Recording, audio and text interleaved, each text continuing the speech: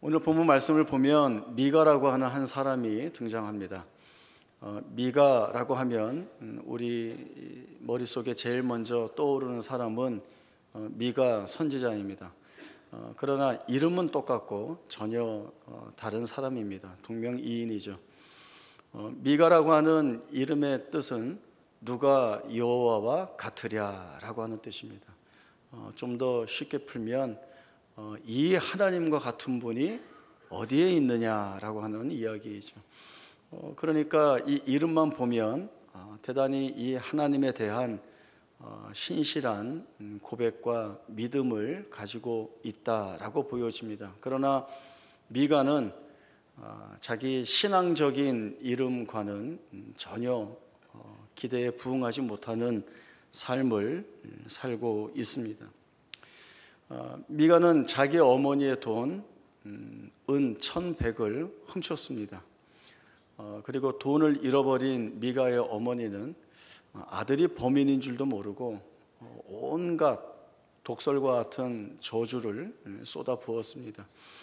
성경에는 저주의 내용이 나오지는 않지만 아마 이런 저주 이상이지 않을까 싶습니다.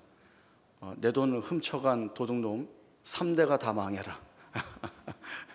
예. 그런데 이 어머니의 저주를 들은 미가가 자수를 합니다. 양심에 찔렸는지 아니면 어머니의 저주가 부담스러웠는지 자기가 이 돈을 훔쳐갔다고 이야기를 하니까 이 어머니의 태도가 즉각적으로 변했습니다. 아들이 범인인 줄 몰랐을 때에는 저주를 쏟아부었지만 아들이 범인인 것을 알았을 때는 사실 바뀐 것은 전혀 없고 범인의 신분만 확인이 되었는데 복을 빌어줍니다. 아이고 내 아들아 잘했다. 그래 이런 내 아들이 하나님께 복을 받았으면 참 좋겠다. 이런 마음으로 복을 빕니다. 그래서 저는 이 부분의 말씀을 읽을 때마다 늘 이 생각이 납니다. 어머니 여기에서 이러시면 안 됩니다. 어떻게 보면 이 사건은 어머니와 아들 사이에서 일어난 해프닝처럼 보입니다. 물론 가벼운 일은 아닙니다. 대단히 엄중한 일인데 그러나 이 일 뒤에 이어지고 있는 문제들이 훨씬 더 큰 문제입니다. 이제 이 어머니가 아들을 위해서 신상을 만들게 됩니다. 신상을 하나 부어 만들고 신상을 하나 새기게 됩니다. 하나님이 이스라엘 백성들에게 명령하신 계명들이 많은데 중요한 것은 너희를 위하여 어떠한 우상도 새기지 말고 부어 만들지 말라는 말씀을 주셨습니다. 그러나 이런 행동을 아무렇지도 않게 하고 있죠. 그리고 그렇게 새기고 부어 만든 신상을 아들 집에 주게 됩니다.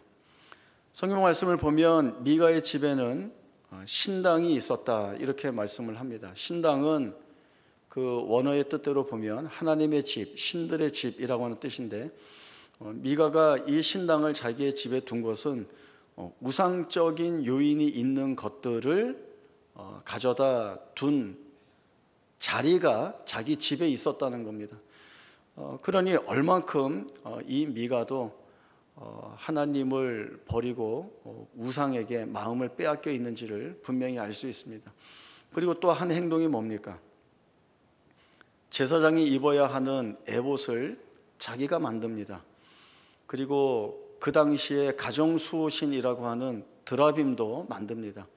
거기에서 멈추지 않고 자기 아들 중에 한 아들을 택하여서 자기 집안의 제사장으로 세웁니다. 이렇게 신당을 만들어서 우상들을 세우고 에봇을 만들고 드라빔을 만들고 자기 아들을 자기 집안의 제사장으로 삼는다는 것은 하나님 앞에서 대단히 큰 죄악을 저지르고 있는 것입니다. 그러나 그 일을 아무렇지도 않게 행하고 있죠. 이 일을 아무렇지도 않게 행하고 있다는 것은 이 미가가 하나님을 경외하는 마음이 없다는 것, 하나님을 아는 지식이 없다는 것, 그리고 하나님에 대한 신실하고 온전한 신앙 고백이 없다는 것을 여실히 드러내고 있는 것입니다.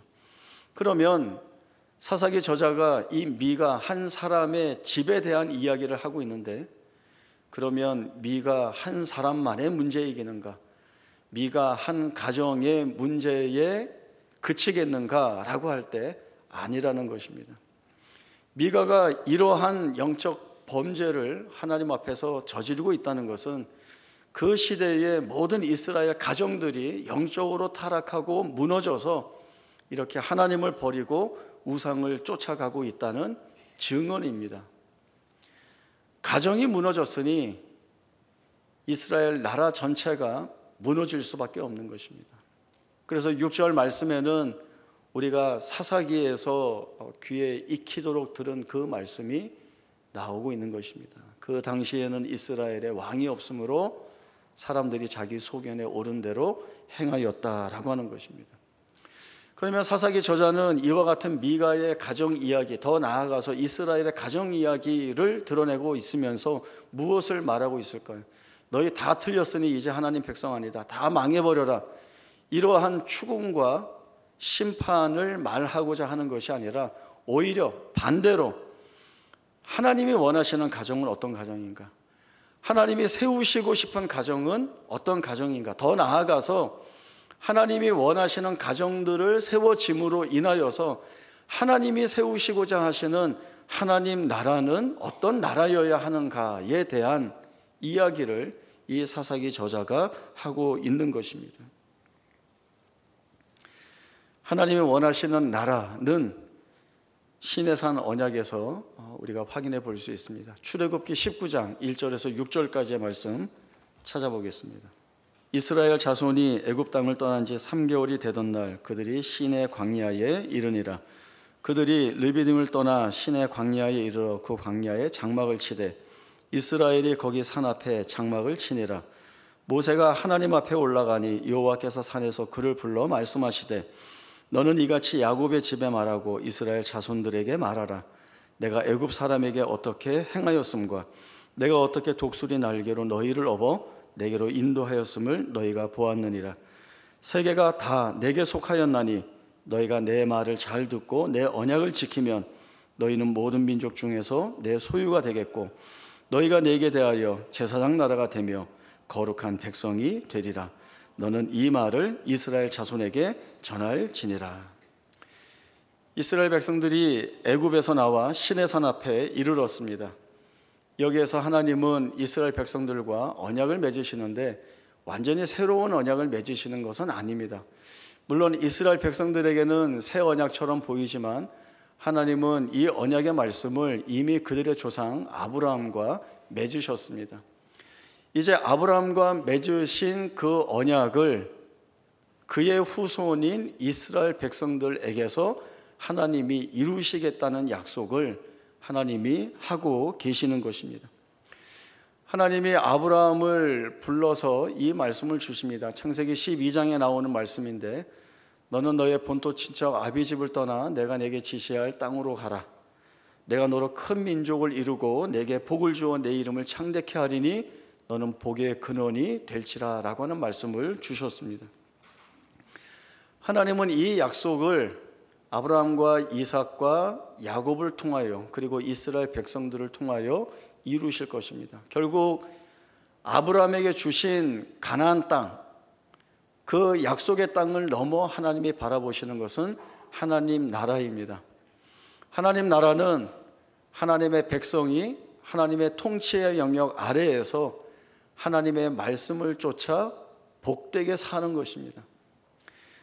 하나님이 이스라엘 백성들과 시내산에서 맺으신 언약의 가장 중요한 내용은 내가 너희의 하나님이다. 그리고 너희는 내 백성이다 라고 하는 것입니다. 이스라엘 백성들의 지위와 정체성은 변할 수 없습니다. 하나님이 그렇게 부르시고 정하셨기 때문에 그렇습니다. 하나님의 백성이 하나님의 통치 아래에 있을 때 가장 복됩니다. 그리고 그 하나님의 말씀을 생명같이 여기고 붙들고 살 때에 그들은 하나님의 영광 가운데 거할 수 있는 가장 복된 하나님의 백성들이 될 수 있는 것입니다. 그러면 신자의 가정을 한번 생각을 해보겠습니다. 신자의 가정은 하나님이 세우신 가정입니다. 그리고 신자는 하나님으로 택함을 받았습니다. 그리고 신자의 삶은 하나님의 통치의 영역 안에 있습니다. 그러면 남아있는 것이 무엇일까요? 그것은 바로 신자가 하나님의 말씀을 붙들고 사는가입니다. 사실 사사시대는 이 모든 것들이 다 무너졌습니다. 하나님의 백성이 하나님의 이름을 부르지 않습니다. 하나님을 찾지 않습니다. 하나님을 찾지 않으니 그분의 말씀에 귀를 기울이지 않는 것이 당연합니다. 이스라엘 백성들이 하나님 앞에서 악을 행하여 심판을 받아 이방 민족들의 통치를 받을 때에 너무나 가혹하고 곤혹스러워서 그들이 한 행동이 무엇이었습니까? 하나님 앞에 나와서 울며 부르짖으며 하나님께 구원을 호소했습니다. 그러나 지금 이스라엘은 하나님을 찾지 않습니다. 그들의 입에서 하나님의 이름을 부릅니다. 그들의 삶 속에 하나님께 예배하는 예식이 남아 있습니다. 그러나 그 어디에도 진정한 마음으로 하나님을 경외하고 그 이름 앞에 무릎을 꿇고 하나님에 대한 신실한 고백이라고는 전혀 없는 겁니다. 그리고 그렇기 때문에 그 시대는 영적으로 타락하였다는 것을 말할 수밖에 없는 것, 그것이 이스라엘의 현실입니다. 이렇게 흘러가는 것이니까 신자의 가정을 이야기할 때에도 너무나도 분명합니다. 무엇을 붙들고 살 것인가? 하나님을 붙들고 사는 것, 말씀을 붙들고 사는 것이 무엇이어야 하는가라고 하는 것은 너무나도 당연한 것입니다. 한 나라를 구성하는 가장 기본적이고 기초적인 요인이라고 한다면 바로 그것이 가정입니다. 하나님의 나라가 온전히 세워지기 위해서는 하나님이 원하시는 가정이 세워져야 합니다. 그리고 그 하나님의 원하시는 가정을 통하여서 신자는 하나님이 어떤 하나님이신지를 알게 되고 세상의 현실 속에서 영적으로 어둡고 암울한 자신의 삶 속에서 빛과 같은 신앙을 붙들고 사는 것이 무엇이어야 하는지를 분명하게 보게 됩니다. 먼저 부부 이야기를 해보자면, 부부가 한 몸이 되어서 하나님이 원하시는 거룩하고 아름다운 가정을 이루기 위해서 가장 중요한 것이 있습니다. 보통 우리가 무엇이 중요할까요? 이야기하면 사랑이라고 말합니다. 이 사랑의 기초, 터 위에서 우리는 부부가 서로 이해하고 배려하고 포용하고 또 기다려 줄 줄 알고 또 인내하며 또 인정하고 하는 것들이 만들어져 갈 수 있습니다. 그러나 신자의 가정이라고 하는 의미에서 이보다 더 먼저 선행되어야 하는 것이 있다라고 하면 그것은 남편과 아내가 각각 하나님 앞에서 어떻게 사는가, 이것이 훨씬 중요하다고 말할 수 있습니다.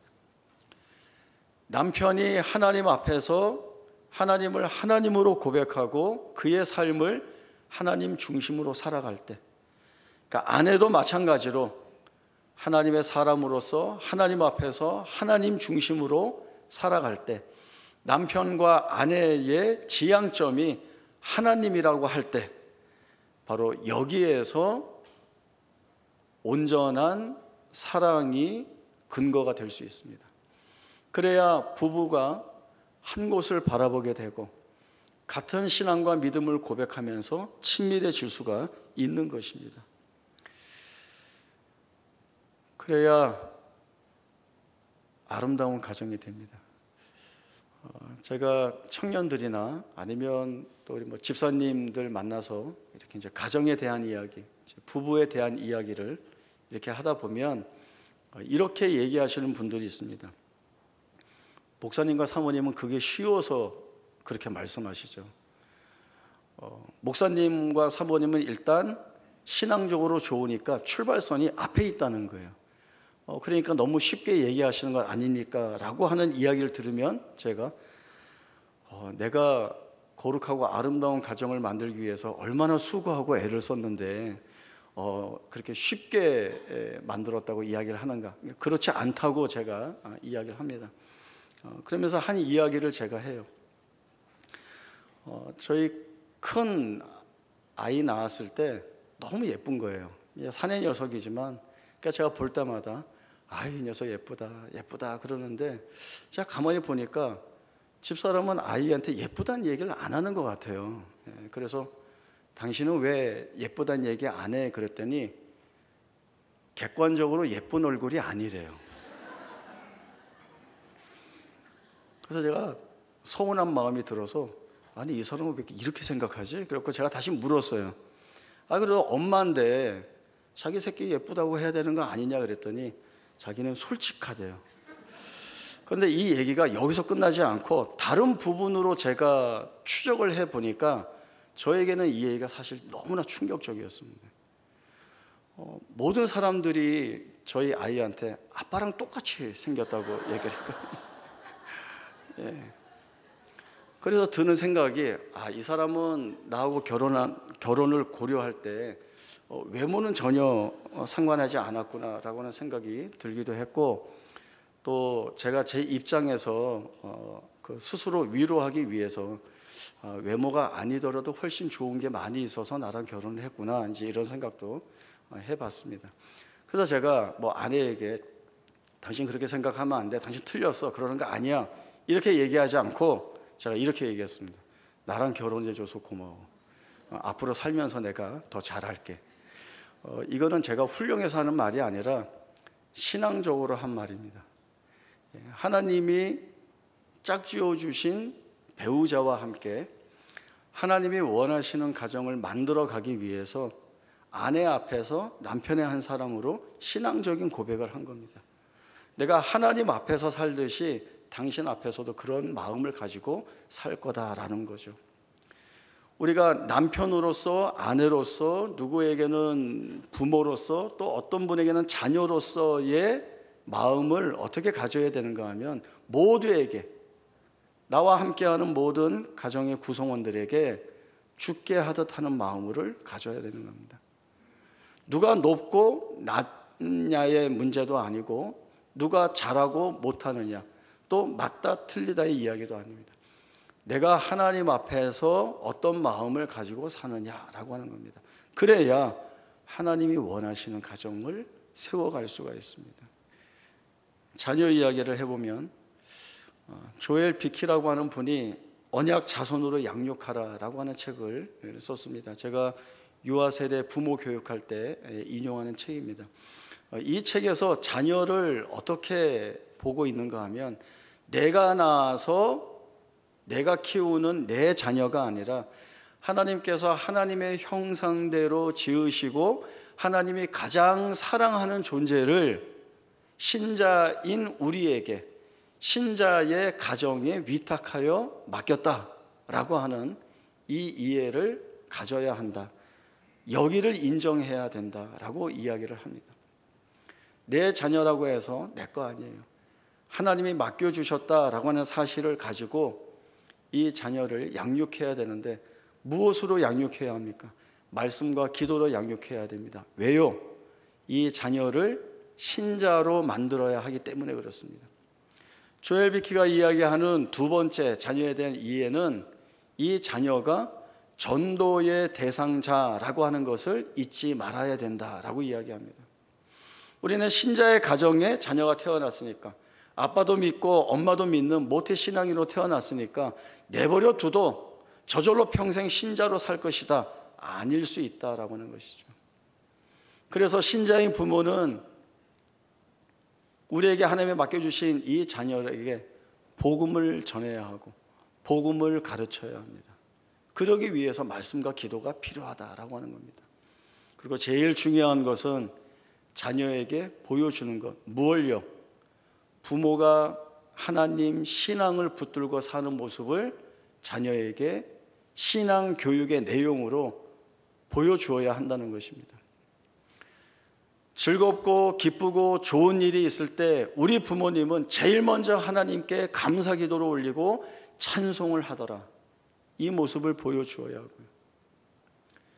가장 아프고 힘들고 어려운 환난과 시련 같은 그 일 앞에서도 우리 부모는 다른 모습이 아닌 이 모든 일을 하나님 앞에 끌고 나아가서 하나님 앞에 내어놓고 기쁘고 즐거울 때와 다르지 않게 여전히 하나님 앞에서 기도하고 찬송하는 우리 부모님이시더라 라고 하는 모습을 보여주어야 한다는 것입니다.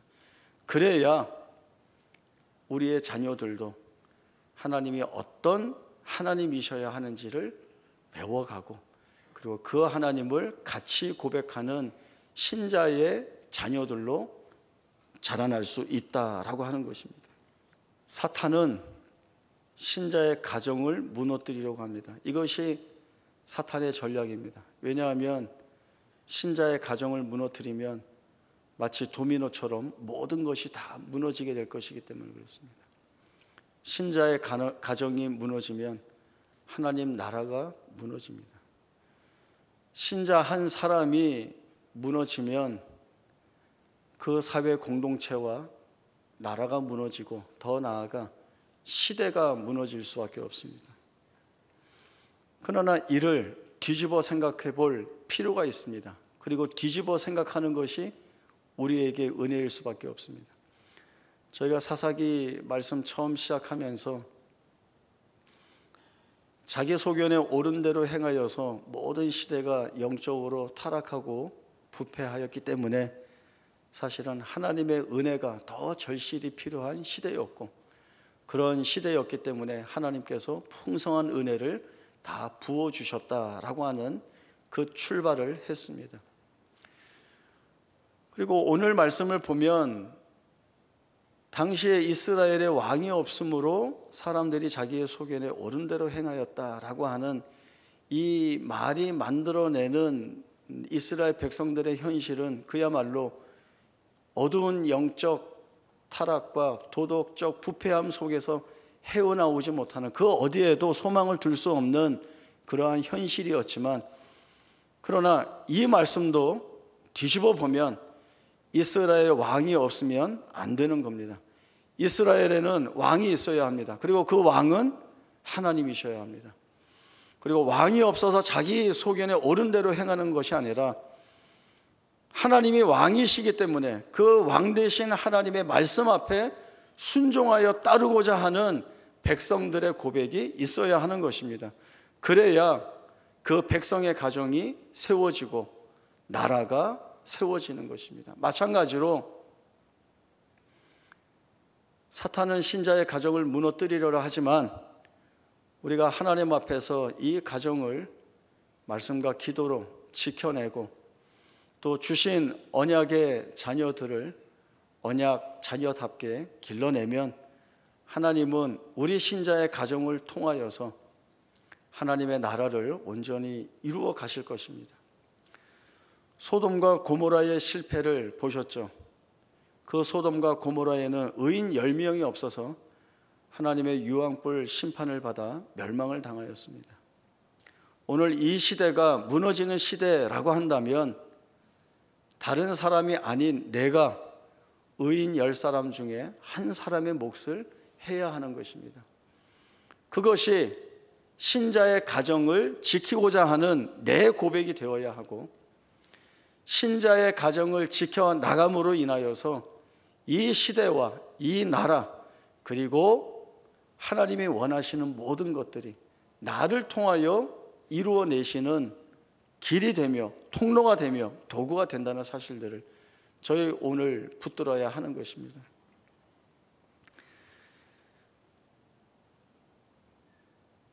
하나님이 부르신 자리가 어디인지를 잘 들여다봐야 합니다. 그리고 내가 살고 싶은 대로 사는 것이 아니라 하나님이 신자인 나에게 원하시는 삶이 무엇인지를 늘 말씀 속에서 진지하게 묵상해야 하고 그 말씀이 내게 주시는 것을 통하여서 하나님이 원하시는 삶을 살아내야 합니다. 그것이 사사시대 전체를 통하여서 하나님이 우리에게 주시는 책임이자 소명입니다. 얼마나 귀한 책임을 맡고 있는지 모릅니다. 내가 신자로 살 때에 가정과 나라와 시대가 삽니다. 이 귀한 사실을 깨달으시고 신자로서의 귀한 믿음의 증언들을 살아낼 수 있는 은혜가 있기를 바랍니다.